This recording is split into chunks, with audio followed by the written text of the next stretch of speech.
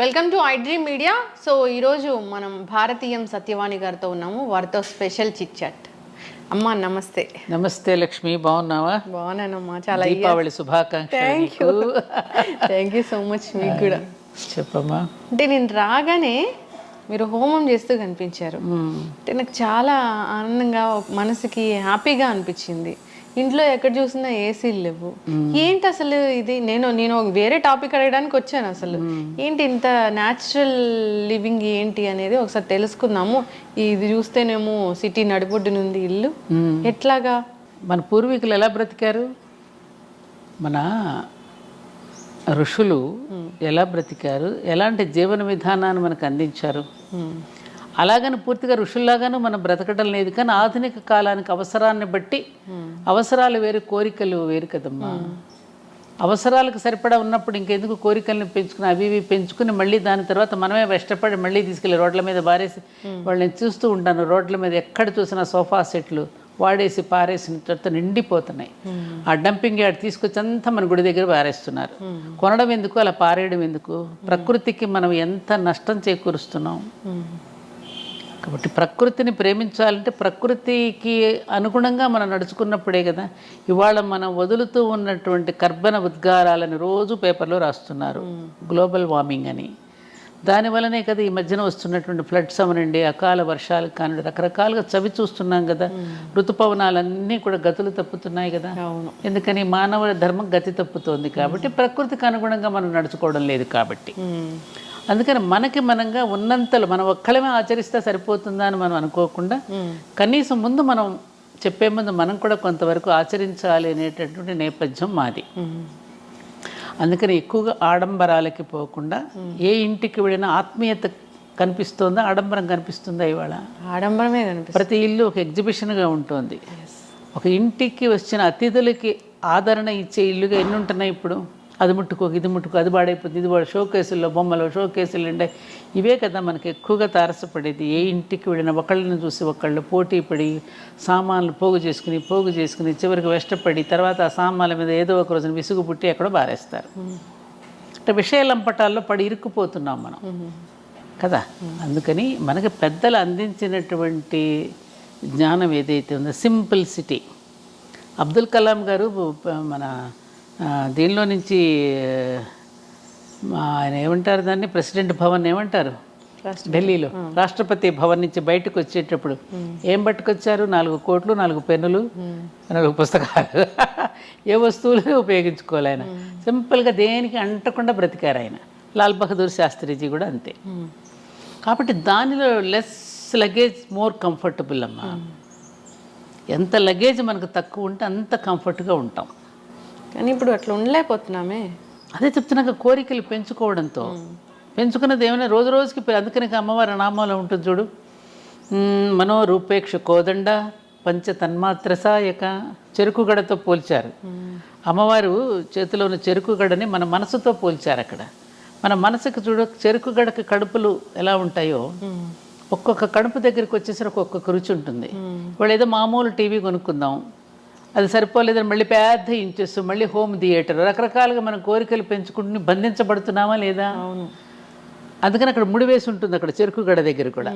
ఆ బంధింపబడుతున్నాం. కోరికలు పెంచుకున్న కొద్దీ బయటికి వెళ్ళిన అమ్మ బీరువా తాళం వేసానా లేదా, ఇంటి తాళాలు వేసానా లేదా, ఎవరైనా వచ్చేమని పట్టు, ఇదే ఉంటుంది మనకి. బంధింపబడుతున్నాగా. అది ఏమీ లేనప్పుడు, అన్నీ వదులుచుకుంటూ ఉన్నప్పుడు దేనికి బంధింపబడంగా ఉన్నంతలో హాయిగా తృప్తిగా బ్రతకగలగడం అనేది మన జీవన విధానం. అందుకే పాల్ బ్రంటను భారతదేశం చూడాలని వస్తూ ఉన్నప్పుడు అక్కడ ఎవరో చెప్పారు టైంకి, నువ్వు భారతదేశాన్ని చూడాలి అని అనుకుంటే కలకత్తాలోను, హైదరాబాద్లోను, చెన్నైలోను, ఢిల్లీలో కాదు, యోగుల కుటీరాలకు వెళ్ళి చూడు, భారతదేశం ఏంటో నీకు అర్థమవుతుంది అన్నట్టు. అంటే మనది భోగభూమి కాదు, మనది యోగ భూమి. ఇప్పుడు మారిపోయింది, అయితే మొత్తానికి మారిపోయింది కదా. ఇప్పుడు మారిపోయిందిగా పూర్తిగా. ఇవాళ అసలు మన భారతీయులు మనకు గర్వంగా చెప్పుకునే మనం ఇవాళ ఒక రకంగా సిగ్గుపడాల్సి వస్తుంది, బాధ కలుగుతోంది. ఊరికే గొప్పలు చెప్పుకుంటున్నామా, సారే జహాం అచ్చా మేరా భారత్ మహాన్ చెప్పుకుంటున్నాం. కానీ ఎలా ఉంటున్నాం ఇవాళ? నిజంగా నేను చూస్తున్నాను, రీసెంట్గా నేను వెళ్ళి చూసి వచ్చినప్పుడు నాకు తెలిసింది ఏంటంటే పాశ్చాత్యులు ఎంత చెడిపోలేదమ్మా.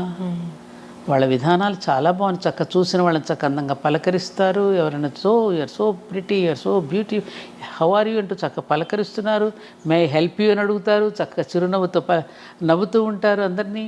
ఇక్కడ అలాంటివి వాళ్ళు ఒక కమిట్మెంట్తో పని చేస్తారు, సమయపాలన పాటిస్తారు. మరి అవన్నీ ఉన్నాయి, అవి ఎందుకు నేర్చుకో మనం? ఎవరైనా కొంచెం హైక్ వెళ్తుంటే వాళ్ళని ఎట్లా మనం దింపాలని చూస్తూ ఉంటాం ఇక్కడ కదా మ్యామ్. బాగా అంటేమ్మా బ్రిటిష్ వాళ్ళు అంతకుముందు ఇంకా ఎవరెవరు వచ్చి పరిపాలించిన వాళ్ళంతా వదిలిపెట్టినవన్నీ కూడా అంటుకట్టుకున్నాం వాటినే మనం అనుసరిస్తున్నాం. వాళ్ళ కళ్ళజోళ్ళని చూస్తున్నాం. వాళ్ళు ధరించినవి మనం కూడా ధరిస్తున్నాం. కాబట్టి మన భావజాలంలో దారిద్ర్యం ఏర్పడింది. భావదారిద్ర్యం అంటారే, అది బాగా వచ్చేసి ఆనాడు తెల్లవాడు నల్లవాడిని పీడిస్తే ఇవాళ భారతీయుడిని పీడించుకుంటున్నాడు. ఎవరో మనల్ని ఇచ్చేసారని అన్ని మతాల వాళ్ళు తిట్టుకుంటాం, కానీ మనకి మనమే ద్రోహం చేసుకుంటున్నాం. మన ధర్మాన్ని మనమే నాశనం చేసుకుంటూ ఎవరో వస్తున్నారని చెప్పి అనవసరపు ఆవేశపు రెచ్చిపోవడాలు, కేకలేయడాలు మొదలైంది. మనకి మనమే, ఎవరూ కాదు. అమ్మ మీరు అన్నట్లుగానే చూస్తే ఈ మధ్యకాలంలో ఏదైనా ఫంక్షన్లు జరిగితే ఆడంబరాలు, షోకులు ఇవే ఎక్కువయ్యాయి, కానీ ఆప్యాయంగా పలకరించుకోవడం ఎక్కడా లేదు. అందులో కూడా ఫంక్షన్స్లో కూడా దూరంగా ఉన్న వాళ్ళు, అసలు రిలేటివ్స్ కాని వాళ్ళైనా ఏదో మాట వరుసకైనా పిలుస్తున్నారు, కానీ దగ్గర వాళ్ళు పేదవాళ్ళు అయితే వాళ్ళని పిలిచిన పరిస్థితులు ఎక్కడా కనపడట్లేదు. అది అవమానం చాలా. అంటే ఒక ఎగ్జిబిషన్ లాగా ఒక షో ఆఫ్ అయిపోయిందమ్మా. ఆప్యాయతలకి ఏనాడో తిలోదకాలు ఇచ్చేసేసారు. ఒకప్పుడు వివాహాలు జరిగిన బంధువుల ఇంట్లో ఒక నెల రోజుల ముందుగా వచ్చి ఒక సరసాలు ఆడుకుంటూ పిండి వంట, మా అందరి పెళ్ళిళ్ళప్పుడు మేము చూసినాయి. మేనమామల భార్యలు ముందుగానే రావడం, పిండి వంటలు చేయడం, ఒడియాలు పట్టడం, ఇంటికి చక్కగా రంగులు వేసుకోవడం, తీర్చిదిద్దుకోవడం, మళ్ళీ పెళ్లి కూతురు చేయడానికి నాన్నమ్మలో, బాబాయిలో, పెదనాన్నలో మళ్ళీ తీసుకుని వెళ్ళడం. అసలు ఆ ప్రేమలో ఆప్యాయతలు ఇప్పుడు లేవు. అమ్మాయికి కూర్చోబెట్టి వెళ్ళేటప్పుడు కూడా చక్క మంచి చెడు చెప్పడం. అమ్మ మేమందరం కూడా కొత్తగా పెళ్ళయిన తర్వాత అందరం కూడా ఆటుపోట్లు ఎదుర్కొన్న వాళ్ళమే. ఎందుకంటే 2 రకాల కుటుంబాల సంబంధం కుదుర్చుకున్నప్పుడు రకరకాల అలవాట్లు ఉంటాయి, స్వభావాలు ఉంటాయి. వాటన్నింటినీ ఎదుర్కొని కొద్ది రోజులు ఓపిక పడితే చూడు బ్రహ్మాండంగా ఓర్చుకుంటే ఓరుగలు లభిస్తుందమ్మా అని చెప్పేవారు. ఇవాళ లేదుగా. ఎంత మటుకు ముందే ఫోటోషూట్స్, డేటింగ్లు, రకరకాలైనటువంటి కొత్త వింతలన్నీ వచ్చేసాయి. ఆ అక్షతలు వేసేటప్పుడు కూడా వెళ్ళిన వాళ్ళు చాలా దూరాల్లో పెట్టేస్తున్నారు కదమ్మా. ఇప్పుడు ఇంకేంటి డెస్టినేషన్ ఏమంటారు, డెస్టినేషన్ వెడ్డింగ్స్. అందుకే మన డెస్టినీ ఇలా తగలబడుతుంది. ఆ డెస్టినేషన్ వెడ్డింగ్స్ అని ఇక్కడ దూర ప్రాంతాల్లో పెట్టడం, అక్కడికి వెళ్ళి 4-5 రోజులు రావడం. ఆ అమ్మాయికి అబ్బాయికి చక్కగా ఏది పంచల్ ఫంక్షన్స్ అని, హాఫ్ శారీస్ ఫంక్షన్ అని పెడతారు. చివరికి హాఫ్ శారీ వేసుకోదు. ఆ ఫంక్షన్ పెట్టినప్పుడు కూడా మెహందీ ఫంక్షన్స్, కాక్టైల్ పార్టీస్. నువ్వు సంపాదించిన సంపదను ఖర్చు పెట్టడానికి ఎన్ని మంచి పనులు లేవు? అవును, బోలెడున్నాయి కదా. వాటన్నింటికీ మనసు రాదు. వీటికి మాత్రం విపరీతంగా ఖర్చు పెడుతూ మిగతా వాళ్ళలో అసూయ ద్వేషాలు ఎవరు ప్రబలింపజేస్తున్నారు? మనం కాదా? కాబట్టి ఈ అవలక్షణాలన్నీ కూడా కలియొక్క లక్షణాలమ్మా.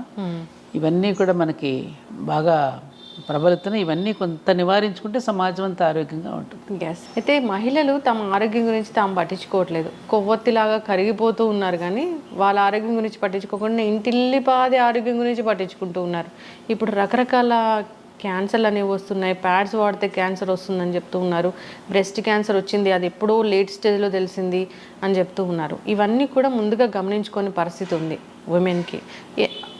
అంటే ఉమెన్ అంటే ఇలాగే ఉండాలా? తన గురించి తాను పట్టించుకోకుండా అందరి గురించి పట్టించుకుంటూ తాను ఇలా కరిగిపోవాలనేది మన శాస్త్రంలో. అమ్మా చాలా వింత ప్రశ్న, తమాషాగా ఉంది. మంచి ప్రశ్నే వేసావు. మొత్తానికి నీకు ఈ విషయం తెలియాలి కాబట్టి. అసలు విమెన్ అనేది తనను గురించి తాను పట్టించుకుంటే సమాజం నిలవదమ్మా. తనను గురించి తాను పట్టించుకోకపోవడమే ఆవిడ గొప్పతనం. విన్నావా? అందుకని ఆరోగ్యంగా జీవించగలుగుతుంది. తనను గురించి తాను పట్టించుకుంటూ ఇతరులను పట్టించుకోకపోవడం మానసిక ఆరోగ్యం చెడిపోతుంది. తాను ఎప్పుడు కూడా ఉదయం లేచిన అందరికంటే ముందు ఎవరు లెగుస్తారు ఇంట్లో? మన అమ్మ. అంతేనా? అందరికంటే ఆఖరిగా పడుకునేది ఎవరు? అమ్మే. ఎవరినెవరిని చూసుకుంటోంది? బిడ్డల్ని, భర్తని, కుటుంబాన్ని అలా పాలించుకోవడంలో వాళ్ళకి ఆనందం ఉంది. ఆవిడ అంటే పూల సంఖ్యలను ఆవిడకి వేసుకుంది, ఎవరో వెయ్యలా. పూల సంఖ్యలు అవి తనకు తానే బంధించుకుంది తనను తాను ఆ ప్రేమలో. అటువంటి హార్మోన్స్ స్త్రీకి భగవంతుడు సృష్టికర్తే పెట్టాడు. అలా ఉండాలి. ఆ ప్రేమించకుండా ఉండలేని తనాన్ని, చెయ్యకుండా ఉండలేని తనాన్ని, వండి పెట్టకుండా ఉండలేని తనాన్ని భగవంతుడు స్త్రీకి ప్రసాదించాడు. కాబట్టి ఆవిడ పూజనీయురాలు అయ్యింది, ఆరాధనీయురాలు అయ్యింది. అందుకని స్త్రీలకు పూజ చేశారు, కానీ ఎక్కడన్నా పురుషులకు పూజ చేశారా? సువాసిని పూజ, కన్యా పూజ మన దసరా నవరాత్రులలో పురుషుడికి ఎక్కడ చేయలేదు. ఎందుకని స్త్రీలకు పూజ చేశారు? అందుకని సగటు స్త్రీ ఎప్పుడూ కూడా తన గురించి తాను ఆలోచించుకోదు. ఇప్పుడు చూడు, మేమందరం మాకు అందరూ అలవాటు. ఇంట్లో ఎప్పుడైనా ఆఫీస్ మీదే, క్యాంప్ మీద భర్త ఊరెళ్ళాడు అనుకో, తన కోసం తను ఎప్పుడైనా వండుకుంటుందా? ముందే ఆయన లేరు కదా, ఏదో పచ్చడో మజ్జిగో వేసుకుని తినేసి కాలక్షేపం చేసేస్తుంది. ఎవరి కోసం చేస్తుంది ఆ వంట? అది బిడ్డల కోసం, భర్త కోసం. అంతే. తనను గురించి తాను అందుకని ఆవిడకి జగన్మాతకి ఉన్న లక్షణాలన్నీ కూడా ప్రతి స్త్రీలోనూ ఉన్నాయమ్మా. స్త్రీ అంటేనే సకారం, రకారం, తకారం, సత్వగుణ, రజోగుణ, తమో గుణాలు 3 సరైన నిష్పత్తిలో ఉంటాయి. మన బిల్డింగ్ కట్టేటప్పుడు సిమెంటు, ఇసుక, నీళ్లు ఏ పాళ్లలో కలిపితే బిల్డింగ్ గట్టిగా ఉంటుందో, ఈ సమపాళ్లలో ఉంచుకోగలిగిన స్త్రీ ఎప్పుడైతే గట్టిగా నిలబడగలుగుతుందో అప్పుడు ఆ కుటుంబం బాగుంటుంది. అంతే. కానీ అందుకని ఆవిడ తనని గురించి ఇప్పుడు దేవాలయానికి వెళ్ళినా తన పేరు చెప్పుకోదు చూడు, అక్కడే అర్థమైపోతుంది. పలానా శ్రీనివాసరావు నామధేయస్య తద్ధర్మపత్ని సమేతస్య సహ కుటుంబానా అంటుంది. తన పేరు చెప్పుకుందా? శ్రీమతి అండ్ శ్రీ. కానీ అన్నింట్లోనూ ఆవిడికే పెద్దపీట వేసింది వేదం. భార్యాభర్తలు, పార్వతీ పరమేశ్వర్లు, ఏమ్మా సీతారాములు అనేది మిస్సెస్ అండ్ మిస్టర్ అని. అక్కడ మిస్టర్ అండ్ మిస్సెస్ అంటారు ఆ దేశాల్లో, మనకి శ్రీమతి అండ్ శ్రీ అంటారు. శ్రీవారికి మతి తెచ్చేది ఆవిడే, మతి పోగొట్టేది ఆవిడే, రెండు ఆవిడే. 2 రకాలుగానే ఆవిడే ఉంటుంది. కాబట్టి నువ్వు అనుకున్నట్టుగా స్త్రీ తనను పట్టించుకుంటే కుదరదు. ఇప్పుడు తనను గురించి తాను పట్టించుకుంటున్నారు కాబట్టే బిడ్డలు అనాథలవుతున్నారు. కరెక్ట్. తన ఎంత మటుకు తన షోకులు, తన లైఫ్, తనలాంటి దీనిలోకి పడిపోతుంది. కాబట్టి పిల్లలు అనాథలైపోయి పిల్లలు పిచ్చోడు అయిపోతున్నారుగా. తాను కూడా ఒంటరిగా ఇదైపోయి ఆలోచిస్తుంది కదా, మానసికంగా ఒక డిప్రెషన్. అందుకని డిప్రెషన్ నువ్వు రాకుండా ఉండాలంటే స్త్రీ ఎప్పుడు తన పని చేస్తూనే ఉండాలి. ఎప్పుడైతే తను ఒంటరిగా ఉంటుందో, అందరితో కలివిడిగా లేకోకుండా, అప్పుడు ఆవిడ ఒక రకమైన మానసికమైనటువంటి వ్యాధికి గురైపోతుంది. ఎప్పుడు పనిలో ఉండాల్సిందే. పని ఎప్పుడూ కూడా మీరు అనుకున్నట్టు అనారోగ్యాన్ని ఇవ్వదమ్మా. పని చేస్తూ ఉన్న కొద్దీ ఆరోగ్యం ఉంటుంది. చాలామంది అనుకుంటారు శక్తి ఉంటేనే పని చేస్తాం అనుకుంటాం. కాదు, పని చేస్తూ ఉన్న కొద్దీ శక్తి పెరుగుతుంది, జనరేట్ అవుతూ ఉంటుంది. ఎందుకని? నీకు ఎగ్జాంపుల్, ఇప్పుడు మన ఇంటికి కరెంట్ ఎంత తెచ్చుకుంటాం? ఇంటికి సరిపడానే తెచ్చుకుంటాం. ఫ్యాక్టరీకి సరిపడా ఎక్కువ కావాలి కరెంట్. అలాగే మనం బాగా పని చేస్తూ ఉన్న కొద్దీ, ఫ్యాక్టరీ అంత పని చేస్తూ ఉన్న కొద్దీ ఆ మహాప్రాణం నుండి మనకు ప్రాణశక్తి ఎప్పుడు ప్రసారం అవుతూ ఉంటుంది. ఈ సూక్ష్మం తెలిస్తే మనకి నిరంతరం పనిచేసి ఆరోగ్యంగా ఉంటాం. ఇందాక నువ్వు అన్నావు చూడు, తల్లి పిల్లలకి చాలా చిన్నప్పుడే బ్రెస్ట్ క్యాన్సర్స్ ఏమైనా వస్తున్నాయని. బ్రెస్ట్ క్యాన్సర్ రావడానికి అస్సలు కారణం ఏమిటంటే మెయిన్ బిడ్డలకి పాలు ఇవ్వకపోవడం వల్ల. నువ్వు ఎప్పుడైతే తల్లి పిల్లలకి 1 సంవత్సరం పాటు పాలు ఇస్తుందో వాళ్ళకి క్యాన్సర్ రాదు. ఈ మధ్య ఏ తల్లి కూడా బిడ్డలకి పాలు ఇవ్వడానికి ఇష్టపట్టలేదు, బిడ్డలను కనడానికి కూడా ఇష్టపట్టల్లా. అందం పోతుందని, శ్రమ అని, నొప్పులు భరించలేమని, ఓపిక లేదని, ఓర్పు లేదని, రకరకాల అద్దె గర్భాలు కూడా తీసుకుని పిల్లల్ని కనేటటువంటి ఒక దారుణమైనటువంటి పరిస్థితికి మనం వచ్చేసాం. అందుకని తనను ఆ పని చేయడం వల్ల ఆమె ఆరోగ్యం చెడిపోవటంలా, మనం అనుసరిస్తున్న విధానాల వల్ల ఆరోగ్యం చెడుతోందేమో తప్ప, ఆమె నిరంతరము పని చేస్తూ ఉన్న కొద్దీ ఆవిడ ఆరోగ్యవంతంగా ఉంటుంది. మానసికంగా కూడా ఆవిడ ఆనందపడుతుంది. ఆనందమే ఆరోగ్యం. అంటే మేమంతా అలా చేసుకున్న వాళ్ళమేగా. మా అమ్మలు, మా అత్తగారులు వాళ్ళందరూ కూడా నిరంతరం బిడ్డల కోసం, భర్త కోసం పని చేసి వాళ్ళందరూ అలసిపోయి అలసటలోనే ఒక ఆనందాన్ని పొంది, పనిలోనే విశ్రాంతిని పొందిన వాళ్ళు. ఇవాళ ఏది ఇప్పుడు చేస్తున్నటువంటి ఆధునిక యువతలు చేసే ఉద్యోగాలు కొంత స్ట్రెస్కి గురవుతున్నారు. మన ఇంట్లో మనం చేసుకుంటామమ్మా, చేసుకున్నంతసేపు చేసుకుని కాసేపు విశ్రాంతి కావాలంటే మనం విశ్రాంతి తీసుకుంటాం. అదే నువ్వు మరొకరి దగ్గర పని చేస్తున్నప్పుడు నీకు దొరకదు కదా అది. అప్పుడు నువ్వు స్ట్రెస్ ఫీల్ అవుతావు. మీరు చేసే పని కూడా ఎప్పుడు కూడా ఒక రేడియేషన్ దగ్గర పనిచేస్తున్నారు. ఇప్పుడు ఎక్కువగా సాఫ్ట్వేర్ ఉద్యోగాలు అలాగే కెమెరాస్ ముందు చేసేటప్పుడు తప్పనిసరిగా ఆ రేడియేషన్ వల్ల మీకు ఒక ఇరిటేషన్ వస్తుంది. దానివల్ల చిరాకు వస్తుంది. ఆ చిరాకు వల్ల ఏమవుతుంది, కోపం వస్తుంది. కోపం వస్తే ఇంకొకళ్ళు ఏదో ఒక మాట అనేస్తాం. ఆ మాట వల్ల తగువులు ఆడుకుంటాం, గొడవలు జరుగుతాయి, సంఘర్షణలు. దానివల్ల ఆరోగ్యాలు అంటే ఏమిటి, మనకు మనం తెచ్చిపెట్టుకున్నటువంటి బాధల వల్ల, ఎక్స్ట్రా వర్క్స్ వల్ల మనం బాధపడుతున్నాం తప్ప మన సహజంగా జీవించే విధానంలో మాత్రం ఎక్కడా కూడా ఒత్తిడి లేదు. కానీ ఇలా అవసరం కదా. ఏం అవసరం? జాబులు చేయాల్సిన పరిస్థితి అవసరం కదా. ఎలా అవసరం అంటావు? ఎలా? ఈ కల్చర్ మారిపోయింది. ఖచ్చితంగా అందరితో పాటు మనం వెళ్ళాలి. సో వెళ్ళకపోతే ఏమవుతుంది? అందరితో పాటు వెళ్ళకపోతే వెక్కిరిస్తారా? మనం ఆర్థికంగా స్థిరంగా ఉండలేము, ఆర్థికంగా దృఢంగా ఉండలేము. ఇందాక నేను చెప్పాను చూడము, ఆర్థికంగా స్థిరంగా అంటే ఒకప్పుడు పురుషుడు సంపాదించి బయట పని చేసుకుని వస్తే స్త్రీ ఇంట్లో కష్టపడేది. ఆయన వచ్చేసరికి ఇంట్లో కష్టపడేది. ఈ రెండు ఆయన బయట కష్టపడితే ఇప్పుడు ఇంట్లో కష్టపడిన కుటుంబాలన్నీ ప్రశాంతంగా వెళ్ళిపోయాయి. ఇప్పుడు ఎప్పుడైతే ఇద్దరం కష్టపడదాం బయటకు వెళ్ళిపోయానని అనుకున్నప్పుడు ఏమవుతుంది, పిల్లలు నలిగిపోతున్నారు. అవునా కదా? అవునా కదా? మరి పిల్లల్ని స్కూలుకు పంపాలి. మరి ఇంటా బయట కూడా నెగ్గుకు రాగలిగిన సామర్థ్యం ఎంతమందికి ఉంటుంది? బయటకు వెళ్తే కొన్ని అవమానాలు ఉంటాయి. ఆఫీస్కి వెళ్తే పైగా ఆడపిల్లలకి బయటకు వెళ్ళినప్పుడు రకరకాలైనటువంటి అవమానాలు ఉంటాయి, రకరకాల సమస్యలు ఉంటాయి, సమాజం రకరకాలుగా చూస్తుంది, రకరకాలుగా దాడులు ఉంటాయి. నేను నోరు విప్పి చెప్పనక్కర్లేదు మీకు ఇవన్నీ. వీటన్నింటి ఒత్తిడుల వల్ల ఇంటికి వచ్చి కాన్సన్ట్రేట్ చేసి ఇంట్లోనూ పని చేయలేదు, బయటకు వెళ్తేనేమో ఇంట్లో పిల్లలు ఏం చేస్తున్నారు, పాపం తిన్నారు, ఇవన్నీ ఆలోచనలు ఉంటాయి. అప్పుడు మానసికంగా ఒత్తిడికి గురవుతుంది. ఎందుకంత ఒత్తిడికి గురవ్వాలి? ఉన్నంతలోనే తృప్తిగా బ్రతుకుదామండి అనేటువంటి రోజులు పోయాయి. ఇప్పుడు మనం ఉన్నంతలోనే తృప్తిగా బ్రతుకుదామండి. తలంబరాలు పోసుకునేటప్పుడు అదేగా ఒప్పందం చేసుకున్నాం మనం. మీరు తెచ్చిన సంపాదనలో వివేకంతో ఖర్చు పెట్టుకుని ఇద్దరం హాయిగా బ్రతుకుదామని వెంటనే తలంబరాలు పోసుకుని ఒప్పందం కుదుర్చుకున్నారు పెళ్ళినాడు. మళ్ళీ ఇద్దరం సంపాదించాలని ఇద్దరు ఎందుకు బయటకు వెళ్ళాలి? ఇవాళ చూడు, ఇద్దరు సంపాదించాలనుకుని ఇప్పుడు ఐటీలో చేస్తున్నారమ్మా. నేను చూస్తున్నాను చాలా కుటుంబాలు కేసులు వస్తున్నాయి, చాలామంది దగ్గర కేసులు వస్తున్నాయి. ఇద్దరు తగులు ఆడుకోవడమే, నాది సంపాదన నీది సంపాదన. ఆ ఈవీఎంలు కట్టుకోలేక వాళ్ళతో పోటీపడి కారులు కొని మళ్ళీ బంగళాలు కొనుక్కుని రకరకాలుగా ఈవీఎంలు కట్టుకోలేక మళ్ళీ చిరాకు పడి గొడవ పడి రకరకాలుగా డైవర్స్ దాకా వెళ్ళిపోతుంది చివరికి. ఇవన్నీ వాస్తవాలా కాదా? వాస్తవం. నేననేది ఏమిటంటే, ఎవరో ఏదో అనుకుంటారని, మన డబ్బులు లేకపోతే, మన బంగళాలు కారులు లేకపోతే మనల్ని చిన్నచూపు చూస్తారేమోనని అనే దాంట్లో నీ జీవితం నలిగిపోతుంది కదా అంటున్నాను నేను. ఎందుకు చక్కని చదువులు అందించాలని వెళ్తున్నారేమో. ఏది చక్కటి చదువు? కాన్వెంట్లోనా? అది చక్కని చదువు అని ఎలా అంటే, వాడు ఏసీ రూమ్ పెట్టేసి ఒక మంచి బ్యాన్ పంపించేసి వాడు మంచి బుద్ధులు నేర్పిస్తున్నాడని నమ్మకం మీకుందా? ఉంటే ఇలా ఎందుకు ఉంటుంది సమాజం? నువ్వు చదువుకుంటున్నావుగా, నువ్వు కూర్చుని ఎందుకు చెప్పుకో నీ బిడ్డలకు నీ చదువు. నువ్వు బాగా నీ బిడ్డలకు చదువు చెప్పుకుంటావని కదా నేను చదివించింది. నువ్వు వాళ్ళని ఎవరో వదిలేసి నువ్వు ఎక్కడికో పోవడం ఎందుకు? నీ పిల్లలకి ఎవరు పట్టించుకుంటారు? మా అత్తగారు అంటూ ఉండేవాళ్ళు ఎప్పుడు, నీ ఒంటి మీద బట్టలకి నీకు శ్రద్ధ లేక చాకలికి వేస్తే అంత శ్రద్ధగా ఎందుకు ఉతుకుతాడే అనేది. ఆమెకు ఎవరో చెప్పారు, మా అత్తగారు ఎప్పుడు నాతో అనేది. మన బిడ్డల మీద మనకు శ్రద్ధ లేకపోతే బయట వాళ్ళకి ఎందుకు ఉంటుందమ్మా? మహిళకి ఆర్థిక స్వాతంత్రం అవసరమే కదా మ్యామ్. మరి ఎప్పుడు ఉందమ్మా? అసలు ఈ దేశంలో స్త్రీకి ఉన్నంత ఆర్థిక స్వాతంత్రం ఏ దేశంలో ఏ స్త్రీకి ఏ రకమైన స్వాతంత్రమూ లేదు. కొంతమంది చేసినటువంటి దాని సమాజానికి మొత్తానికి మనం కట్టొద్దు. అసలు తీసుకొచ్చి ఆవిడ చేతికే ఇస్తాడన్నీ. మా అమ్మలందరూ బ్రహ్మాండమైనటువంటి వాళ్ళ బడ్జెట్ కానీ వాళ్ళ ప్రణాళిక కానీ వాళ్ళు ఎంత బాగుండేవారు వాళ్ళందరూ. ఏముంది వాళ్ళ దగ్గర? వాళ్ళేం బయటికి వెళ్ళి ఉద్యోగాలు చేయలేదే.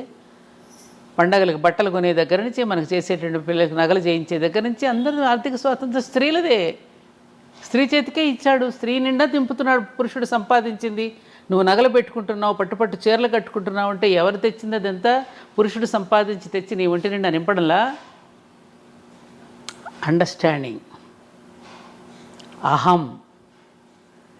అహంకారం, నేను నాది అనేటటువంటిది ఎప్పుడైతే వచ్చిందో అప్పుడు ఈ ఘర్షణలన్నీ వస్తున్నాయి. మనది, ఇది మన కుటుంబం, మన సంసారం, మనం ఆలోచించుకుందామని అనుకున్నప్పుడు గొడవలు రావు.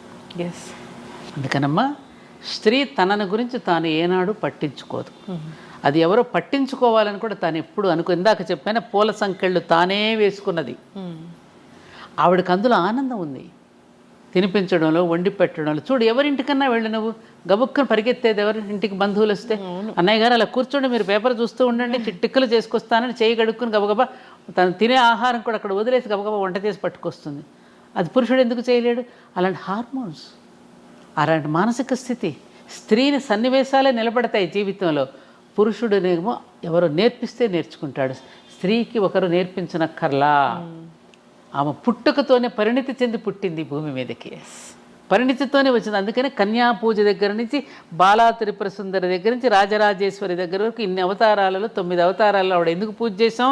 ఆమె యొక్క పరిణితి చెందిన స్థితిని మనకు కనిపిస్తుంది. అక్కడ పుట్టినప్పటి నుంచే ఎలా పరిణితి చెందుతూ పరిణామక్రమంలో ఆవిడ ఎలా ఎదిగిందో చూపించడానికి ఆ 9 రోజులు మన దేవీ నవరాత్రులలో అమ్మ యొక్క గొప్పతనాన్ని మనం చూపించుకున్నాం. అదే అసలు రియల్ ఉమెన్స్ డే అమ్మా. అసలు దసరా రోజే ఉమెన్స్ డే, మనం ఏదో ఎప్పుడో చేసుకుంటాం. కానీ ఇంత ఉందిరా. అందుకని ఉమెన్ అనేటువంటి ఇంగ్లీష్ వర్డ్లోనే మ్యాన్ ఉన్నాడు కదా, ఎస్హెచ్ఈ షీలోనే హీ ఉన్నాడు, ఫిమేల్లోనే మేల్ ఉన్నాడు. ఆమెలోనే ఆయన ఉన్నప్పుడు ఆవిడకి ప్రత్యేకతను కోరుకోదు. అంతా ఆవరించినటువంటి శక్తి అంతా ఆవిడదే. యాదేవి సర్వభూతేషు శక్తి రూపేణ సంస్థిత, మాతృరూపేణ సంస్థిత, దయారూపేణ, లక్ష్మీ రూపేణ, జాతి రూపేణ, నిద్రారూపేణ, క్షుధారూపేణ. ఆకలి రూపంలో ఉన్నది ఆవిడే, నిద్ర రూపంలో ఉన్నది ఆవిడ. అందుకే నిద్రాదేవి అంటాం మనం. నిద్రాదేవి ఒడిలోకి జారుకున్నాడండి అంటాం. సేద తీర్చేది ఆవిడే, లయకర్త్రి ఆవిడే, పోషణకర్త్రి ఆవిడే, సృష్టికర్త్రి ఆవిడే. అంతటా ఆవిడేనమ్మా. తన యొక్క శక్తిని తాను తెలుసుకోలేక పాపం బాధపడుతోంది. ఆమె యొక్క శక్తిని నువ్వు జాగృతం చేస్తే, ఆవిడేమిటో ఆవిడికి తెలియచేస్తే, అలా తెలియచేయబడే వీళ్ళందరూ కూడా ఆయుధాలు ఇచ్చారు. అందుకని ప్రతి పురుషుడు కూడా ఆమె యొక్క శక్తిని గుర్తించి తగినటువంటి ప్రోత్సాహాన్ని ఇస్తే ఆవిడ చేయలేనిదేది లేదు. అందుకనే దేవతలందరూ కూడా తల ఒక శక్తిని ఇచ్చారంటే ఏమిటి? తల ఒక రకంగా ఆమెకు సహకారం అందించారు. అలాగే కుటుంబంలో భర్త కానీ, మామగారు కానీ, మరుదులు కానీ, బావగారులు కానీ, తన పిల్లలు కానీ తలొక రకంగా అమ్మకు కనుక సహకరిస్తే ఆవిడ చేయలేనిదంటూ లేదు. మన ఇంట్లో పెళ్ళిళ్ళు జరుగుతున్నప్పుడు మనం చూస్తున్నాం, అప్పటికప్పుడే మేళా మోగుతూ ఉంటుంది. అమ్మ నా పంచె ఎక్కడ పెట్టామంటాడు ఒకడు వచ్చి, అమ్మ నా లంగా ఎక్కడ పెట్టామని కూతురు అడుగుతుంది. భర్త వచ్చి ఏమి నా ప్యాంట్ ఎక్కడ పెట్టామంటాడు. హడావుడు ఉండండిరా, నాకు ఏమన్నా 10 చేతులు ఉన్నాయట్రా అంటుంది. ఉన్నాయి కాబట్టి నేను అడుగుతున్నావమ్మా అంటారు వాళ్ళు. అన్ని రకాలుగా అందించేస్తుంది అందరికీ కూడా. మరి ఎవరిది, ఎక్కడి నుంచి వచ్చింది శక్తి? ఆ జగన్మాతే ఆవిడ. అందుకని నేనేమంటానంటే, ఇప్పుడున్నటువంటి ఆధునిక యువతులకి వాళ్ళల్లో ఉన్నటువంటి ఆ శక్తిని ఒక్కసారి జాగృతం చేస్తే వాళ్ళు వండర్స్ చేస్తారు. వాళ్ళ సునీత విలియమ్స్ గురించి వింటున్నాం. అలాంటి సునీత విలియమ్స్ లాంటి పిల్లల్ని ఎంతోమంది వాళ్ళు ఎన్నో రకాలుగా పైలట్స్ అవుతున్నారు, అన్ని రంగాల్లో రాణిస్తున్నారు. అంటే ఆవిడ చేయలేనిదంటూ ఏమీ లేదు. కాకపోతే మన భారత స్త్రీకి ఉన్న గొప్పతనం ఏమిటంటే, ఎప్పుడు పురుషుడికి క్రెడిట్ ఇవ్వాలని కోరుకుంటుంది. అది ఆవిడ గొప్పతనం. తాను నేపథ్యం అని ఉంటుంది, పురుషుడిని ముందు నిలబడుతుంది, పురుషుడిని సమర్థుడిని చేస్తుంది, తాను వెనక ఉంటుంది. అదేమ్మా మన స్త్రీ యొక్క గొప్పతనం. ఎస్, అంత క్రెడిట్ ఇచ్చినా కానీ అక్కడక్కడ మనం చూస్తూ ఉన్నాము స్త్రీకి అవమానం జరుగుతుంది. సో మంచిగా ఉన్న రోజులు ఉంటూ ఉన్నారు, భార్యాభర్తలు చెప్పకపోవడం. అలా స్త్రీని ఎవరైనా పురుషుడు అవమానపరుస్తున్నాడు అంటే అక్కడ పెంచిన తల్లిది తప్పు. అవమానపరుస్తున్నాడంటే పెంపకంలో ఏదో తప్పు ఉంది. ఏ స్త్రీ అయితే పెంచుతోందో స్త్రీయే కదా, స్త్రీని అవమానపరచకూడదుగా. అవును. కాబట్టి అక్కడ మారవలసింది కూడా మళ్ళీ స్త్రీలే. పురుషుడి పట్ల బాధ్యత పడవలసింది కూడా స్త్రీయే. తయారు చేస్తున్నది నువ్వే అతడిని. కాబట్టి అతడు ఏదైనా తప్పు చేస్తున్నాడు అంటే అది ఎక్కడో మనలోనే తప్పు ఉన్నది. You have to agree. నువ్వే కదా నేర్పిస్తున్నావు పుట్టినప్పటి నుంచి వాడికి. అంటే భర్త భార్యకు విడాకులు ఇస్తే తల్లిదే తప్పు అమ్మా చెప్పాలి వాడికి. అంటే వాడిని పరివర్తన తీసుకొచ్చి మార్చాల్సింది తల్లే కదా. తల్లి తండ్రి విలువలతో పెంచాలి కదా. ఒరే తప్పురా, నువ్వు మంత్రపూర్వకంగా స్వీకరించావు ఆనాడు, తప్పు ఇలా చేయి అని చెప్పి అతనిలో పరివర్తన తెచ్చుకోవడానికి ప్రయత్నం చేయాలి తప్ప ఠకీమని చిన్న చిన్న కారణాలకి ఆ విధంగా విడిపోయి ఇవాళ వివాహాలు చేసుకోవడానికి భయపడే పరిస్థితి వచ్చింది. వివాహాలు చేసుకోమంటున్నారు. లివింగ్ టుగెదర్ అనేటువంటి ఒక దరిద్రపు కల్చర్ వచ్చేసింది. ఒకటని కాదు, 60 ఏళ్ల తర్వాత భార్యను వదిలేసి 30 ఏళ్ల యువతితో ఉంటున్న వాళ్ళని చాలా మంది చూసాము. అంటే ఆ యువతలు ఎలా వస్తున్నారు అనేది కూడా అర్థం కాని పరిస్థితి. వస్తలేదు. అదే మారిపోయింది. అంటే సమాజంలో వ్యక్తుల యొక్క మనసులో రకరకాలుగా వచ్చినవి. కాలం అదే, కాలంలో మార్పు రాలి. అందరూ కాలాన్ని నిందిస్తున్నారు. కాలం అదే సూర్యుడు, అదే చంద్రుడు, అదే గాలి, అయ్యే పంచభూతాలు. మారింది నువ్వు. అనవసరపు కోరికలు పెంచుకుని ఒకరితో ఒకటి కంపేర్ చేసుకుని, కంపారిజన్ బాగా ఎక్కువైపోయింది. ఆ కంపారిజన్తో రకరకాలుగా వేషభాషల్లో వేసుకుంటున్నటువంటి మార్పులు మనసులో రావటల్లా. అందుకే మన భర్తృహరి లాంటి వాళ్ళు ఎటువంటి పద్యం, వాగ్భూషణం భూషణం అన్నారు. ఏవి నీకు ఆభరణాలు? మంచి గుణాలే ఆభరణాలు. ఒక మంచి మాట కానీ, ఒక చక్కగా మాట్లాడటం కానీ, పెద్దలను గౌరవించడం కానీ, చెప్పిన మాటకి వినయంగా వినడం కానీ. ఎందుకని కరువు అవుతుంది? స్కూల్ ఎడ్యుకేషన్లో చెప్పరు. మోజు పెంచుకున్నాం, మనం పరాయి భాష మీద మోజు పెంచుకున్నాం, పరాయి దేశాల మీద మోజు పెంచుకున్నాం. మనదైనటువంటి కల్చర్, మన ఋషుల యొక్క సంతానం. మనం వేరే దేశాలకి మన దేశానికి తేడా ఉంది. ఋషులు మనకి ఏదైతే చెప్పారో వాటిని మనం ఆచరించటం అనేది మన పూర్వీకుల నుంచి మనకు వచ్చింది. అదే మనం ఆచరిస్తూ వచ్చినంతకాలం జీవితాలు చాలా బాగున్నాయి. అది వద్దనుకున్నాం కదా. ఋషులు ఎవరు? వాళ్ళకే తెలియదు. రామాయణం తెలియదు, భారతం తెలియదు, భాగవతం తెలియదు, ఉపనిషత్తులు అంటే ఏమిటో తెలియవు, శతక పద్యాలంటే ఏమిటో తెలియవు, నీతి వాక్యాలంటే ఏమిటో తెలియవు. మరి ఏం చేస్తారు? నీతి వాక్యాలు తెలియనప్పుడు బూతులే మాట్లాడతారు. అవును. కనీసం నేను పిల్లల్ని క్వశ్చన్ చేస్తున్నాను, ఏం చదువుతున్నావు నాన్న? 6th అంటాడు. కనీసం వాక్యం కూడా పూర్తి చేయడు. 6th 7th అంతే. 6th క్లాస్ చదువుతున్నాను నాన్నమ్మ అని కూడా అన్నాడు. పూర్తిగా ఆ మాటకు కూడా వాడికి బద్ధకమే. ఇవి ఉన్నాయి కదా చేతిలో. పిల్లలు నేర్పారు. తప్పురా, పెద్దవాళ్ళతో అలా మాట్లాడకూడదు, నిండుగా చక్కగా నమస్కారం చేసుకుని చక్కగా చెప్పాలని ఎవరు చెప్తున్నారు? పెద్దవాళ్ళు. ఇలా పోతే ముందు ముందు అసలు ఏం జరుగుతుందో. తిరగబడుతుంది, మళ్ళీ వచ్చేస్తుంది. అలానే కంగారు పడుకు నువ్వు. తప్పకుండా మార్పు వస్తుంది. ఎవరికి వాడికి పైదాకా పోతాడమ్మ, పీక్కి ఏమీ లేదు ఇక్కడ అనుకుంటాడు, మళ్ళీ వెనక్కి కొడతాడు. అంటే మళ్ళీ బ్యాక్ టు పెవిలియన్ అనమాట. మళ్ళీ పాత రోజులకి వెళ్ళిపోవాలని. కోవిడ్ వచ్చినట్లుగా. ఇప్పుడు అమెరికాలో వెళ్ళారు, అక్కడంతా బాగా ఇదిగా ఉంది. ఇప్పుడు అక్కడి నుంచి మళ్ళీ స్వదేశానికి పోదాం అంటారు. స్వదేశానికి ఇట్లా పట్టణాల్లో ఉన్న వాళ్ళందరూ ఇరుకుని పడి ఇక్కడ ఏం బాగాలేదండి మన పల్లెటూరుకి మనం పోదాం అనుకుంటారు. ఆ రోజులు వస్తాయి. నేను చెప్తున్నాను కదా, మళ్ళీ పల్లెలకు వెళ్ళిపోయే రోజులు వస్తాయి. పట్టణాల నుంచి, విదేశాల నుంచి మళ్ళీ స్వదేశానికి వచ్చే రోజులు వస్తాయి. సైకిల్ అమ్మ ఇదంతా ఒకలాంటి సృష్టి యొక్క పరిణామంలో ఇక జరగదేమో అనిపిస్తుంది, కానీ జరుగుతుంది. ఈ జరిగే దీంట్లో వచ్చేటటువంటి సన్నివేశాలను మనం సరిగ్గా అర్థం చేసుకుని మన జీవితాలను మళ్ళీ కొంచెం ప్రయత్నించేద్దాం. అనేక రకాల ప్రయత్నాలు చేస్తున్నారుగా పెద్దవాళ్ళు. తప్పకుండా వస్తుంది. మనం నిరాశపడకుండా వెళ్ళాలి. ఇన్నేళ్ళ జర్నీ మీది. అసలు మార్నింగ్ నుంచి ఈవినింగ్ వరకు అసలు మీ లైఫ్ స్టైల్ ఎలా ఉంటుంది? ఏం తింటారు? ఎన్ని గంటలు నిద్రపోతారు మీరు?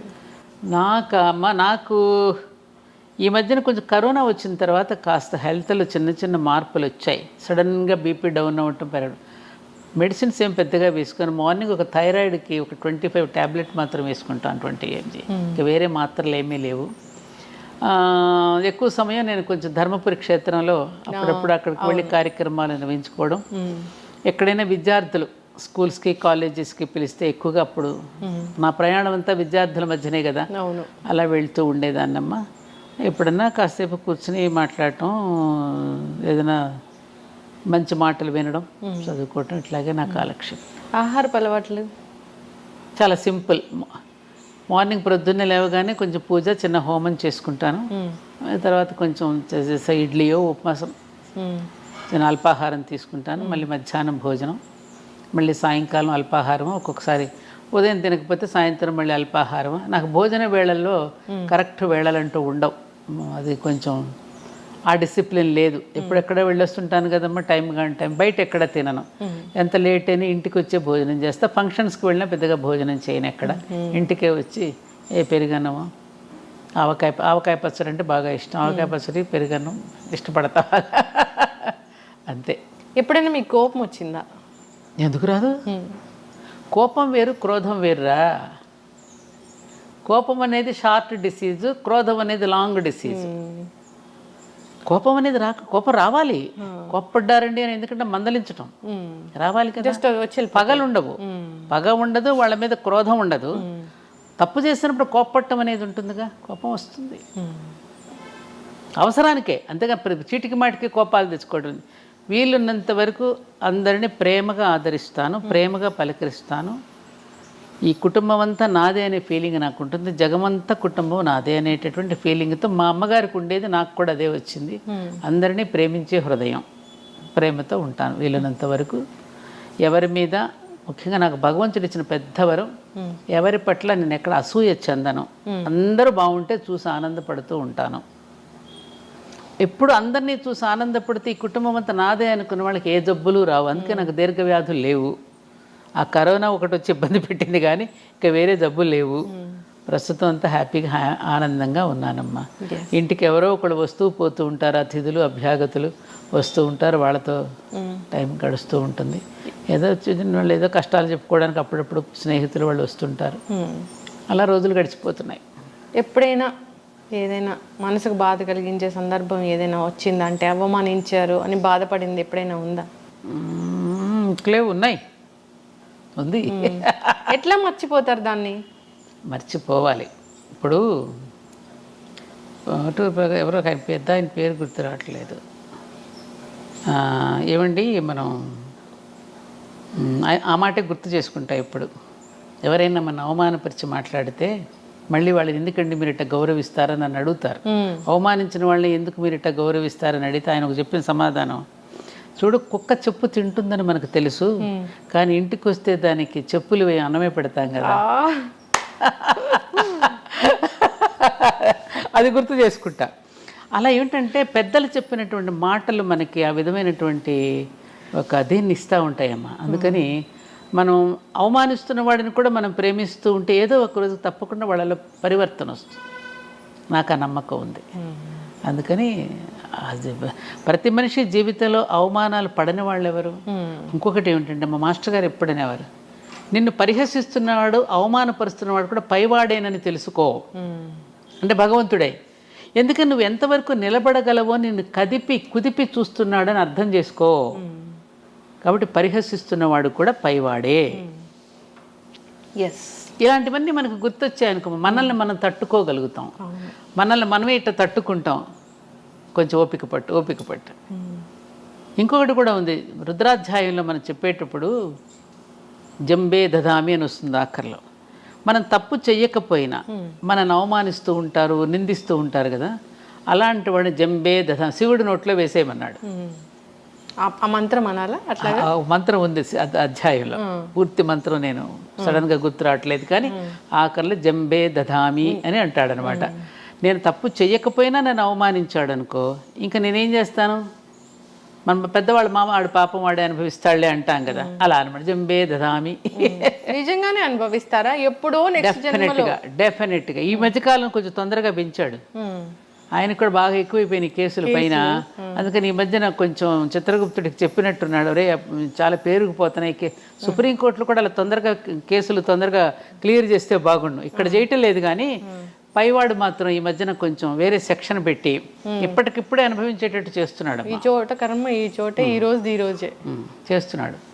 మొదలు పెట్టాడు కొంచెం అక్కడ కొత్త జీవో పెట్టాడు యమధర్మరాజు కూడా.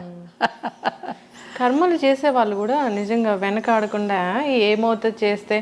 ఇంకా ఇదొకటి ఉంది, చెడ్డ పనులు చేసిన వాళ్ళకే మంచి జరుగుతుందని, మంచి చేసే వాళ్ళకి ఎప్పుడు కష్టాలు ఉంటాయని. అంటే ఈ పరిపాలిస్తున్నది కలిపురుషుడు కదమ్మా. ఇప్పుడు కలిపురుషుడు చెడ్డవాళ్ళకి బాగా దోహదం చేస్తాడు, చెడు పనులు చేయటానికి మరింతగా దోహదపడతాడు కలి. ఇప్పుడు కలిపురుషుడు పరిపాలనలో ఉన్నాం మనం, ఇది కలియుగం కదా. మంచి వాళ్ళందరికీ ఒకటేం చెప్పాడు, భగవన్ నామస్మరణ. మంచి వాళ్ళ జోలికి రాలేడు కలిపురుషుడు. అట్లాగే నిబద్ధతతోనూ అలాగే నియమనిష్టలతో ఉన్నవాడిని కలి దరికి కూడా చేరలేడు. సీతాదేవి కనుక గడ్డి పరక వేస్తుంది చూడు, రావణాసురుడు తన దరికి చేరకుండా. అలా ఆ మంత్రం ఏదైతే ఉందో నామ, ఇప్పుడు ఆమె రాముడిని స్మరిస్తూ ఉంటుంది కదా సీతమ్మ, అందుకని గడ్డి పరక అడ్డం పెడుతుంది. అలాగే ఎప్పుడు కూడా భగవన్నామ స్మరణలో ఉన్నటువంటి వాళ్ళని కలిపురుషుడు ఏమీ చెయ్యలేడు. అందుకని కలవు కేశవ కీర్తన, కలియుగంలో ఒక్క భగవన్నామ స్మరణ ఒక్కటే శరణ్యం మనకి. అలాంటి భగవన్నామ స్మరణలోనూ భగవత్ సేవలో ఉన్న వాళ్ళని కలి దరికి చేరలేడు. అందుకని అలా మంచి వాళ్ళందరికీ భగవంతుడు ఉంటాడు. కాబట్టి దయచేసి మనం ఎక్కడా కూడా నిభాయించుకునే ఉండాలి తప్ప చెదిరిపోయి అయ్యో వాళ్ళలాగా కూడా మనం అయిపోతేనే బ్రతకగలమని అనుకోకూడదు. ఇప్పుడు మీకు ఎగ్జాంపుల్, కౌరవుల పక్షాన ఎంతమంది ఉన్నారు? సైన్యమంతా నారాయణ సేన దగ్గర మొత్తం కౌరవుల పక్షానేగా ఉంది. పాండవులు అనే 5గురు పక్షాన ఎవరున్నారు? భగవంతుడు ఒక్క కృష్ణుడు అనేవాడే ఉన్నాడు. చివరికి గెలిచింది ఎవరు? పాండవులేగా. నీతిగా నిజాయితీగా పాండవుల్లాగా బ్రతికితే శ్రీకృష్ణుడు అనేవాడు మన పక్కన ఉంటాడు. ఈ ధైర్యంతో మనం బ్రతికేస్తే ఎప్పటికైనా విజయం మంచి వాళ్ళకే. అది ఆ తత్వం మనకు బోధపడాలి అంటే సద్గోష్ఠి, సద్గ్రంథ పఠనము, సత్సాంగత్యము, సత్పురుషుల యొక్క కలయిక ఇవన్నీ ఉంటే ఆ ధైర్యంతో మనం బ్రతికేస్తాం. ఉన్నంతలో హాయిగా బ్రతకగలమమ్మ మనం. 1 ఎకరం పొలం పెట్టుకుని, ఒక ఆవునో ఒక గేదెనో పెట్టుకుని ఇంత కూరగాయల దొడ్లోనే పండించుకున్న జీవితాలు ఎంతమంది బ్రతకలా మన పూర్వీకులు. ఇప్పుడు కూడా మనం బ్రతకగలం. పల్లెలన్నీ వదిలేసి వచ్చేసాం, పొలాలన్నీ ఎవరికో ఇచ్చేసాం, పొలాలన్నీ ప్లాట్లు వేసేస్తున్నారు, పాటలు పడుతున్నారు. మరి మన జీవన విధానం మార్చుకోకుండా కష్టాలు ఎవరో పెడతాం ఏంటమ్మా? కష్టాలు మనకు మనం తెచ్చుకుంటున్నాం తల్లి. తృప్తి అనేది మన జీవితాలకి లేకపోవడం వల్ల వస్తున్న తిప్పలే ఇవన్నీ. తృప్తిగా మనం బ్రతకగలం. 4 చీరలు పెట్టుకుని కూడా హాయిగా బతకగలం. వెనకటి రోజుల్లో కట్టుడు చీరలు 2, దాపుడు చీరలు 2 ఉండే. ఎక్కడైనా ఫంక్షన్కి వెళితే ఆ అమ్మనో ఈ అమ్మనోడు కట్టుకుని వెళ్ళారు. పిల్లలకి పెళ్లి కూతుర్లు చేస్తే కూడా పాత వాళ్ళ చీరలు కట్టి పెళ్ళిళ్ళు చేశారు. ఆ నగలు కూడా పెద్దవాళ్ళు ఎవరైనా పెట్టి చక్కగా పని కానిచ్చేసేసి కాపురాలు హాయిగా నిలబడ్డాయి. ఇప్పుడు పెళ్లి చీరే లక్షల్లో కడుతున్నారు. ఆడపిల్ల తల్లిదండ్రులకి అప్పులే మిగులుతున్నాయి. అది జీవితాంతం తీర్చలేనప్పుడు ఇంటి నిండా ఆ పెళ్లి ఆల్బమ్లు ఉంటున్నాయి. మళ్ళీ రెండో పెళ్లి కుదిర్చి ఈ ఆల్బమ్లు ఎక్కడ తయాలో అర్థం కావట్లేదు. వాడు ఎప్పుడైనా చూశాడంటే మళ్ళీ వాడి మనసు ఏమవుతుందో, ఈ అమ్మాయి ఆల్బమ్లు చూసి వాడేమనుకుంటాడో అని ఈ ఆల్బమ్లు దాయలేక తెస్తున్నారట ఇప్పుడు. కరెక్ట్. మొత్తం డీరైల్ అయిందంటాం చూడమ్మా.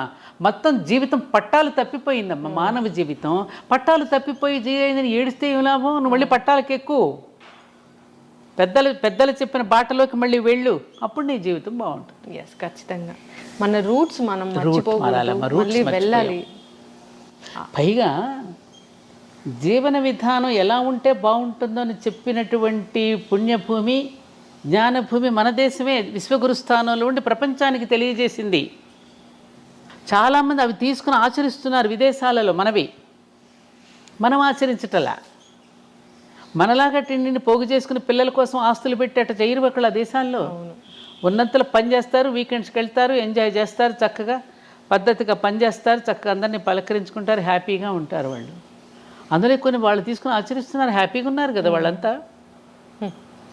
ఇప్పుడు మన దాంట్లోకి వచ్చేస్తున్నారు. ఇస్కాన్కి వెళ్ళండి, జగన్నాథ రథయాత్రలో పాల్గొంటున్నారు, బ్రహ్మాండంగా సంగీతాలు పాడుతున్నారు, డాన్సులు వేస్తున్నారు.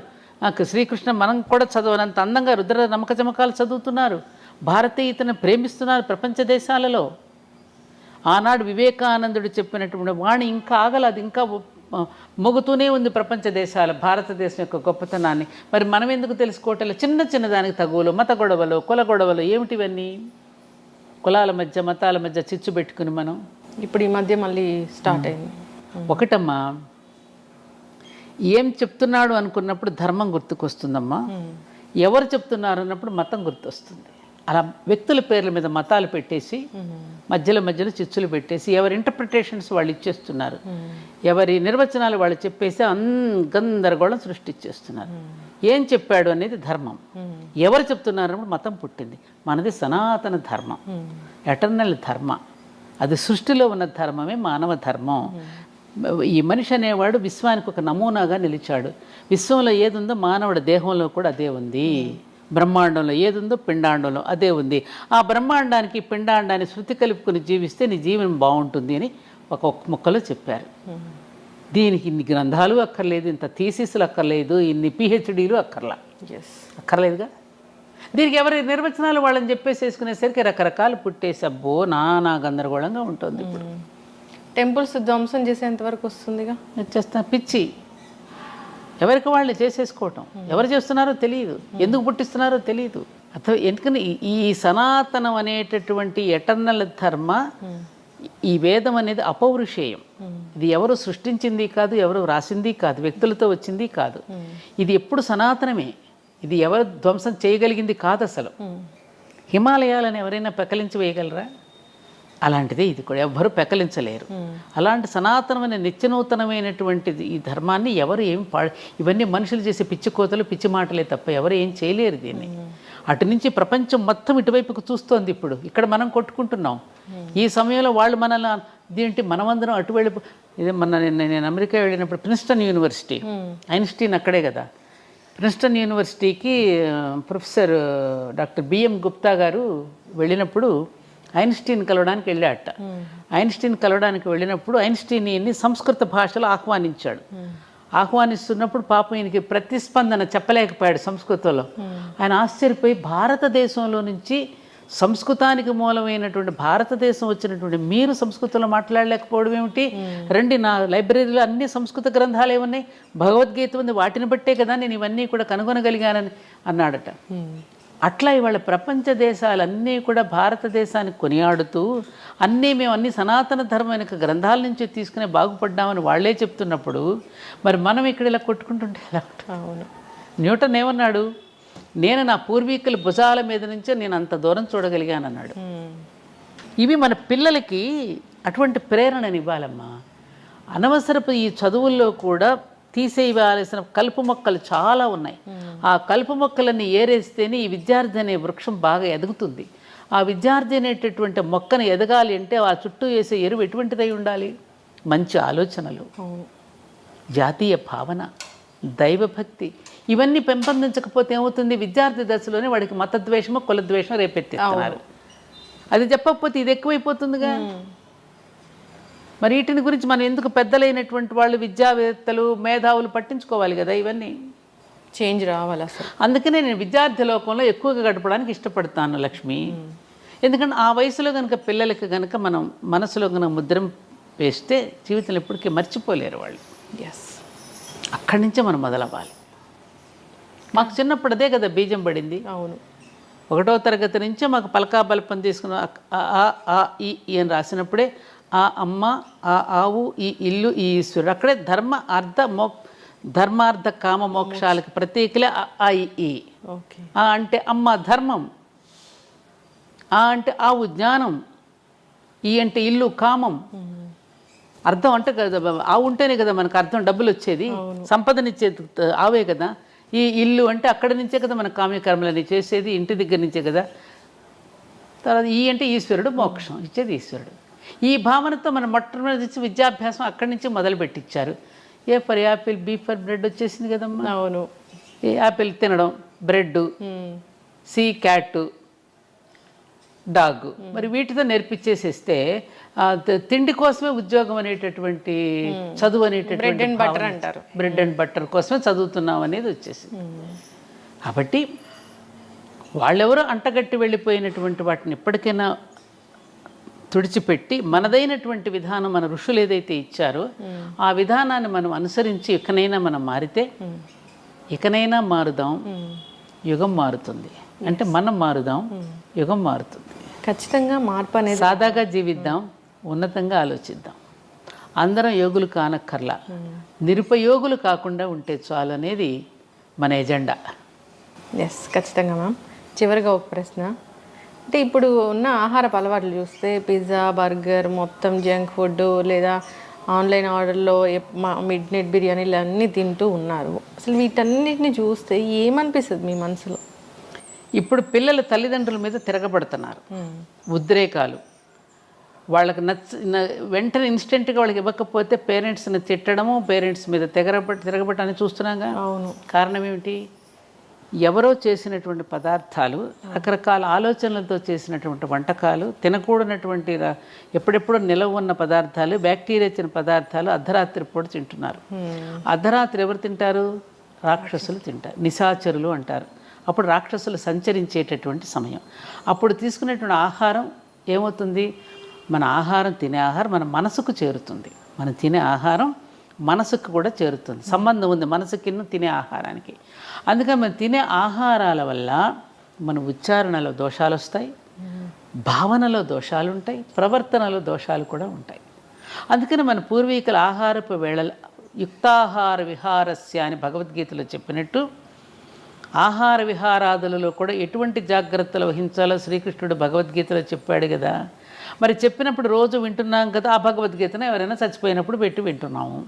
మరి అందులో ఉన్నటువంటి దీనిని మనం ఎవరైనా తల్లిదండ్రులు చెప్పాలి కదా. తల్లిదండ్రులు చెప్తే పిల్లలు వింటలేదండి అంటే వినకపోవడానికి కారణం ఏమిటి? ఏ పిల్లల లంచ్, నాకు టీచర్స్ చెప్తారు, నేను స్కూల్స్కి వెళ్తాను, ఏ పిల్లల లంచ్ బాక్స్ చూసేసినా ఏంటంటారు దాన్నమ్మా, మ్యాగీయా, నూడిల్స్ ఇట్లాంటివే తప్ప మన సంప్రదాయపు వంటకాలు ఏ లంచ్ బాక్స్లోనూ ఉండవండి అంటే ఒక టీచర్ ఒక స్కూల్కి వెళ్ళినప్పుడు చూపించింది నాకు. తినట్లేదు. మాకు చిన్నప్పుడు పెరుగన్నము, పచ్చడి, వెన్న పూస పెట్టేవారు. వెన్న దేనికి? ఇంద్రియాలను నిగ్రహిస్తుంది. శ్రీకృష్ణుడు వెన్న దొంగిలించాడు ఎందుకు? ఆయన అస్కలిత బ్రహ్మచారి. వెన్న తినడం వల్ల మన ఇంద్రియ నిగ్రహం ఉంటుంది. వెన్నకు అంతటి గొప్ప శక్తి ఉంది వెన్నకి.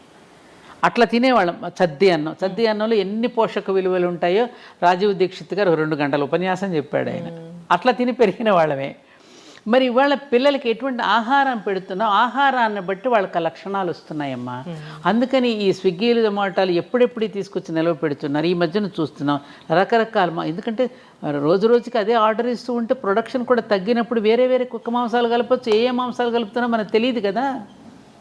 ఇక భగవంతుడికి పెడుతున్నప్పుడు ఇక వీళ్ళకి పెట్టడంలో ఇంక దోషం ఏముంటుంది?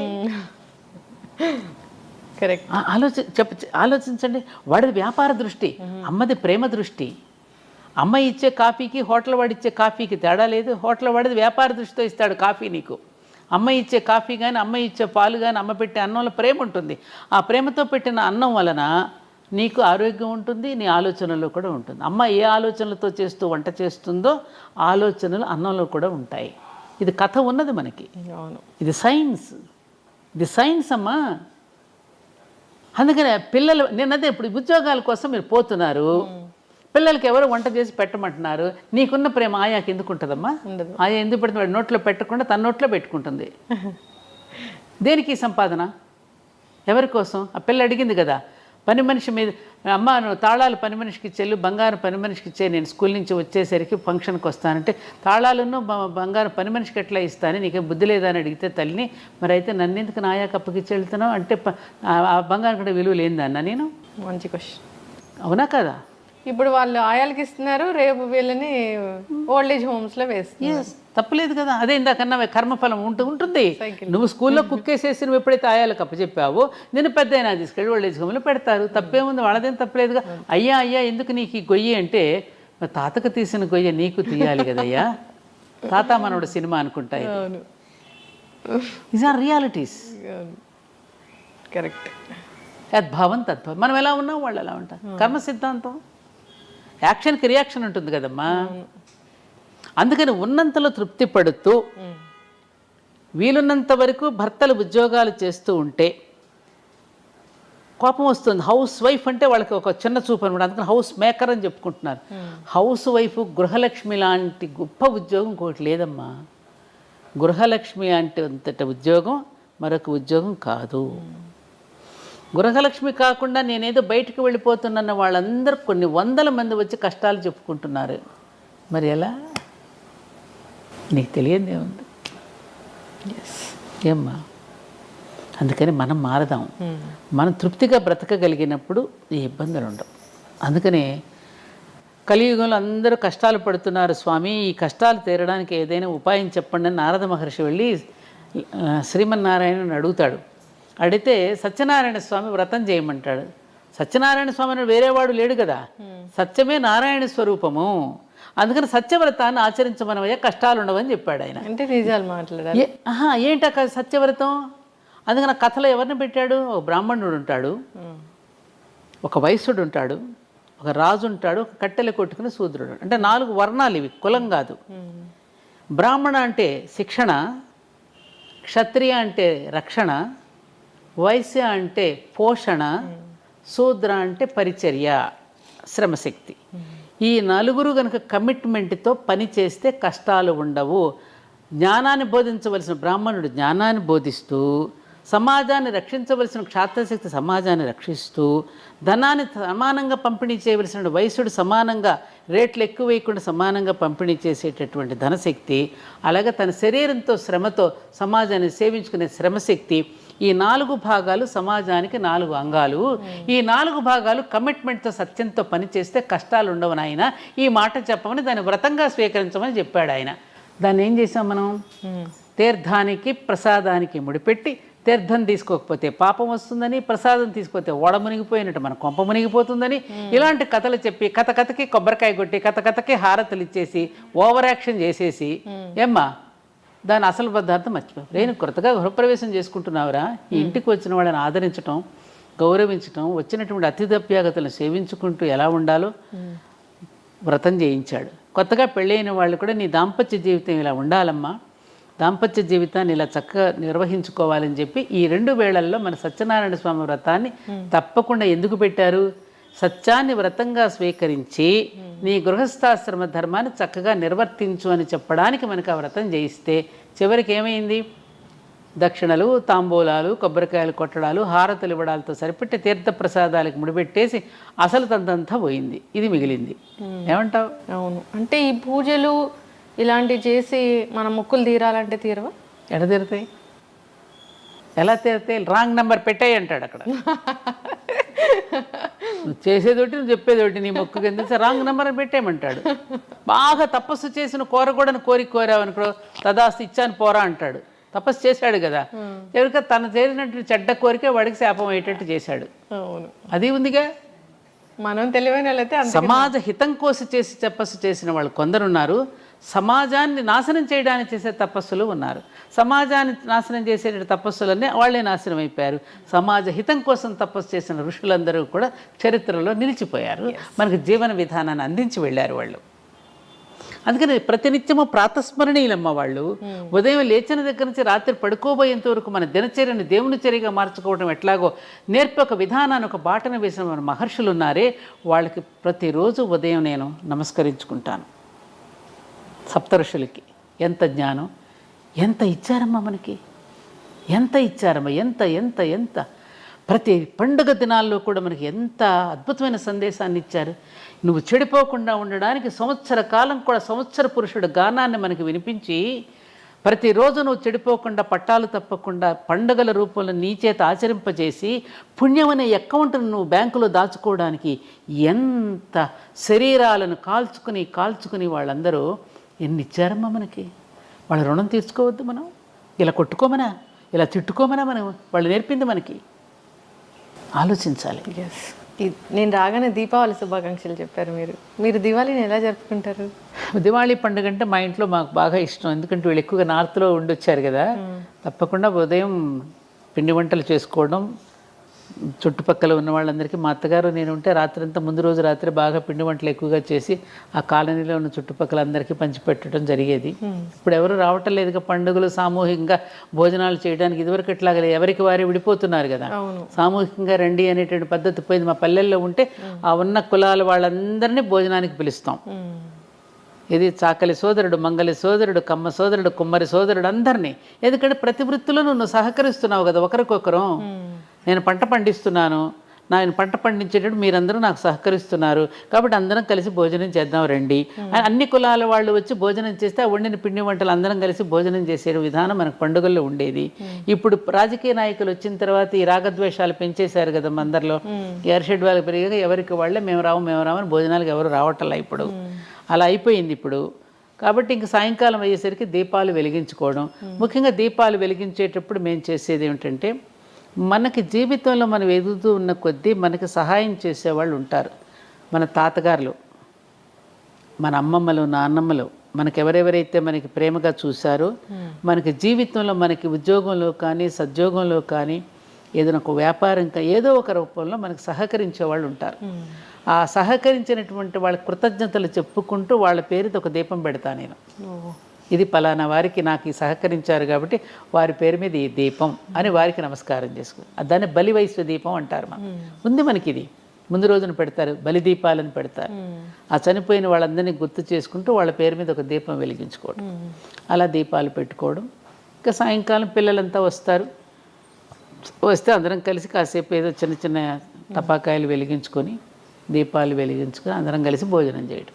ఇంతకన్నా ఎస్, అందరూ కూడా అలాగే చేసుకోవాలని ఎవరైనా అంతే కదా వచ్చేసి పెద్ద పెద్ద సౌండ్లు పెద్ద పెద్ద అబ్బా వద్దమ్మా అది ఆ శబ్ద కాలుష్యం అనేది చాలా ప్రమాదకరం. నేను చెప్పినా కూడా వినడం లేదు. మొన్న కూడా మా దేవాలయంలో వద్దు బాబు మీరు చెప్తే వినండి రా బాబు అంటే అంత పెద్ద పెద్ద బాంబులు ఆ మహిషాసురుడి దహనానికి. అది ఎంతమంది, కొంతమంది చుట్టుపక్కల వాళ్ళు కాస్త హార్ట్ పేషెంట్స్ కూడా ఉంటారు, వాళ్ళని కూడా మనం దృష్టిలో పెట్టుకోవాలి కదా. మన సరదాలు ఇతరులకు ఇబ్బంది పెట్టకూడదు. చెప్పినా వినే స్థితిలో లేరు. నేను ఎన్ని చెప్పినా మనం తీసుకొచ్చి అన్ని బాంబులు పెట్టేశారు. భయంకరం, పెట్టకూడదు. విష్ణు చక్రాలు, భూచక్రాలు, తారాజువలు, మతాబులు, చిచ్చుబుడ్లు అవి ఇష్టం, కళ్ళకు చూస్తానికి ఆనందంగా ఉంటాయి. అలాంటివి వెలిగించుకుంటే బాగుంటుంది. ఖచ్చితంగా అమ్మ, చాలా చక్కటి విషయాలు చెప్పారు. ఆచరించాలని కోరుకుందాం, అందరూ హాయిగా ఉండాలని కోరుకుందాము. సో ఇంకా నాకు చాలా డౌట్స్ ఉన్నాయి. ఈ సిరీస్ అనేది కంటిన్యూ చేయాలని నేను కోరుకుంటున్నాను. మీరు నాకు ఆచరిస్తున్నారు లేదు, ఇంకా సమాజంలో చాలామంది ఇంకా అటువంటి వాళ్ళు ఉన్నారు కాబట్టి ఇంకా సమాజంలో మనం బ్రతకగలుగుతున్నాం. లేరని నేను అనడంలా, ఉన్నారు ఇంకా ఎందుకంటే ఈ దేశం చెడిపోతే ప్రపంచానికి దిక్కు ఉండదు. అందుకని ఏ కొంచెం చెడు వచ్చినా కూడా ఆందోళన పడతాం మనం. అమ్మో ఈ మాత్రం చెడు కూడా భరించలేదు ఈ దేశం. ఇది ఆర్యావర్తనం అనే పుణ్యభూమి. ఆర్యావర్తనం అంటే ఏమిటి? ఆర్యులు అంటే వేరే ఎవరో కాదు, శ్రేష్ఠులు. శ్రేష్ఠులందరూ పుట్టినటువంటి భూమి ఇది.